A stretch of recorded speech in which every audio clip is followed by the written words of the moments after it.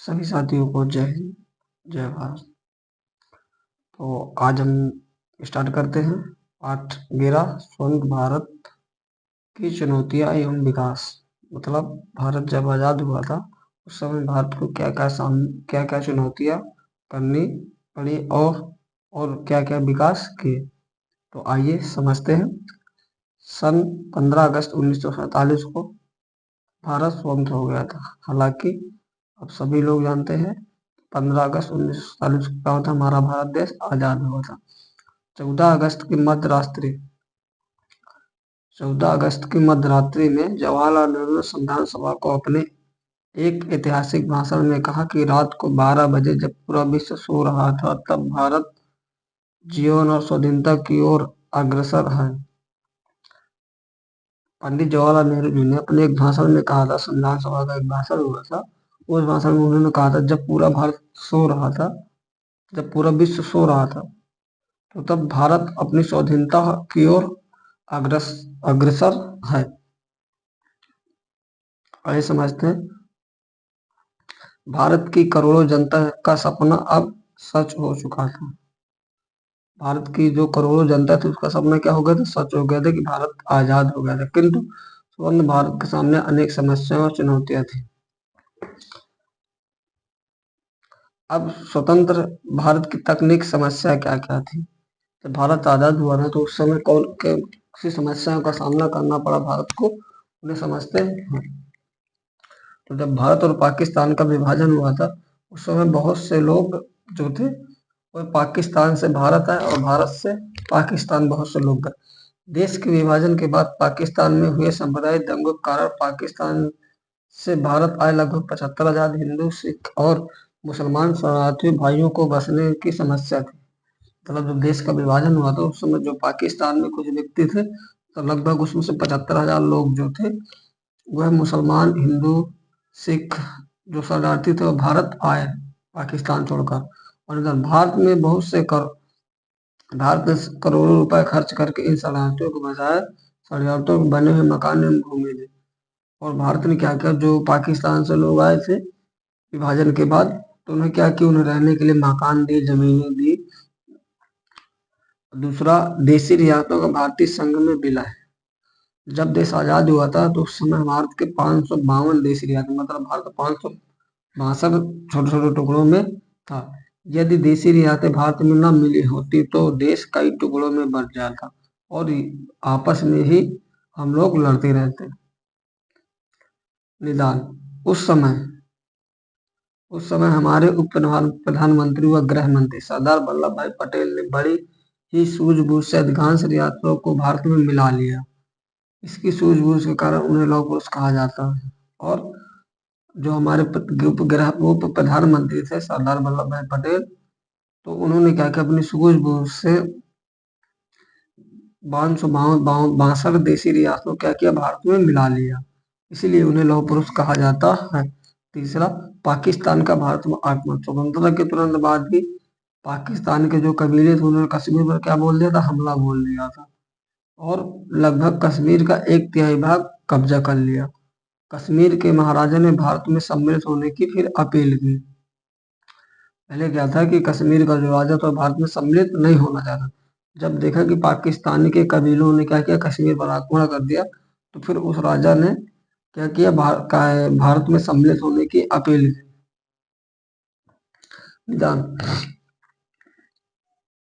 भारतीय जवानों ने कश्मीर के कबीलों को खदेड़ दिया। कश्मीर भारत का अभिन्न अंग बन गया। कश्मीर का 1/3 हिस्सा आज भी पाकिस्तान ने कब्जा किया हुआ है। अब आइए भारत को स्वतंत्रता के बाद आर्थिक समस्याएं क्या क्या देखनी पड़ी। स्वतंत्रता के बाद भारत की कृषि स्थिति अच्छी नहीं थी। हमारे देश में गेहूं और जूट उत्पादन के अधिकांश क्षेत्र पाकिस्तान के हिस्से में हो गए थे। देश की बढ़ती जनसंख्या के कारण खाद्यान्न की समस्या थी। गेहूं विदेश से आयात किया जाता था। तो भारत में क्या था कि जनसंख्या तो बढ़ी थी, इससे क्या खाने पीने की वस्तुओं में बहुत कमी थी और जो गेहूं था वो विदेश से खरीद कर लाया जाता था। निदा, सरकार के लगातार प्रयास के कारण देश में खाद्यान्नों का उत्पादन बढ़ा। इसके लिए जमींदारी प्रथा को समाप्त कर दिया और काश्तकारों को भूमि दी गई। आज भी हमारे देश में खाद्यान्न दूसरे देश में निर्यात किया जाता है, और आज भी हमारे देश से जो खाने की चीजें, गेहूं चावल, एक दूसरे देश में क्या किया जाता, भेजा जाता है। स्वराज्य की चुनौतियां। स्वराज्य की चुनौतियां क्या? संविधान का निर्माण 15 अगस्त 1947 को जब देश आजाद हुआ तो उसके बाद संविधान सभा का एक गठन किया गया था। अब इससे भारतीय संविधान का निर्माण करना था।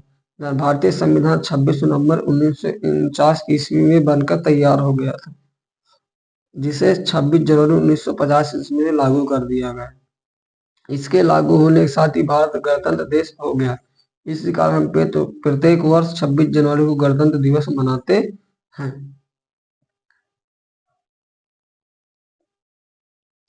विदेशी उपनिवेशों के विलीनीकरण की समस्या। देश की स्वतंत्रता के बाद भी गोवा, दमन दीप और दादर नगर हवेली में पुर्तगाली तथा पांडुचेरी, चंद्रनगर, माही और करिकल पर फ्रांस का कब्जा था। फ्रांस सरकार ने भारत में अग्रह 1954 ईस्वी में पांडुचेरी, चंद्रनगर, माही और करिकल तो सौंप दिए। पुर्तगाली ने सैनिक कार्रवाई करने पर 20 सितंबर 1961 को गोवा द्वीप व दादर नगर हवेली सौंप दिए। अब कश्मीर से कन्याकुमारी तक समस्त भूभाग भारत का अंग बन गया था। 15 अगस्त 1947 भारत तो अंग्रेजों से आजाद हो, पर अंग्रेजों ने पूरी तरीके से आजाद नहीं किया था। वहां फ्रांस ने भारत के कुछ नगर पांडुचेरी, चंद्रनगर, माही और कारगिल क्या किए थे, कब्जा किए थे। फिर 1954 पे फ्रांस सरकार ने भारत को यह सौंप दी, और फिर उसके बाद पुर्तगालियों ने सैनिक कार्यवाही की तो 20 सितंबर 1961 को गोवा, दमनदीप और दादरा नगर भी क्या कर दिया, भारत को सब। फिर इसके बाद भारत पूरी तरीके से आजाद हुआ। विकास की योजनाएं।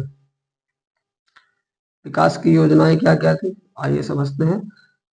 स्वतंत्रता के बाद देश के सामने गरीबी, अशिक्षा, बेरोजगारी, सामाजिक आर्थिक विविधता और समाज को मुक्त करने की समस्या।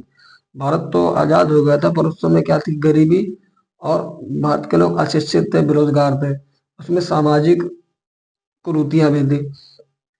सरकार ने देश के सभी क्षेत्रों को चरणबद्ध तरीके से विकास के लिए 15 मार्च 1985 ईस्वी में योजना आयोग का गठन किया। और जो भारत की जो सरकार थी, तो हालांकि में कहा जाए पंडित जवाहरलाल नेहरू जी, तो उन्होंने क्या किया कि एक योजना आयोग का गठन किया। ठीक है, इस योजना आयोग के माध्यम पंचवर्षीय योजना, मतलब ये योजना आयोग 5 वर्ष के लिए एक योजना बनाई जाती थी, उसे 5 वर्ष में उसे पूरा करना था। 1 अप्रैल 1951 प्रथम पंचवर्षीय योजना लागू की गई, और 31 मार्च 2017 तक 12वीं पंचवर्षीय योजना पूर्ण हो गई। और बाद में 2014 में जब वर्तमान सरकार बनी तो इन्होंने क्या कर दिया, योजना आयोग को समाप्त कर दिए, और जनवरी 2015 से क्या कर दिया, नीति आयोग प्रारंभ कर दिए।